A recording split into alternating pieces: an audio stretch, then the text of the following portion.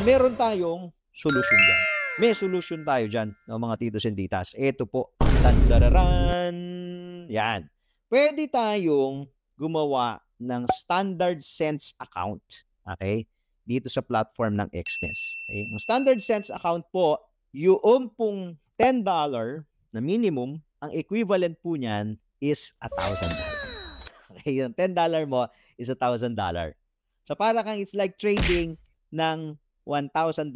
So 0.01 pa rin. Syempre, that's the minimum lot size for a standard cent account. Okay, so 0.01.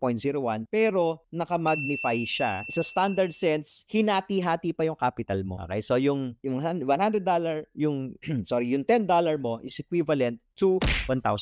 So medyo maluwag-luwag ka na, no? Ibig sabihin, pagka gumalaw po ng $40 si gold, umakyat or bumaba, gold moves against you ng mga $40, you will be losing only 40 cents. 0.4 lang, 40 cents lang sa $40 na move na yan. Of course, vice versa, pag umakyat ng $40, you will be gaining 40 cents. Maliit lang. Maliit yung kita mo, maliit lang din yung lugi mo. So, ito pong standard cents account na to, bagay ito doon sa mga maliliit na capital na nagsisimula pa lang mag-trade ng gold. So, you don't need big capital pag nagsisimula kayo.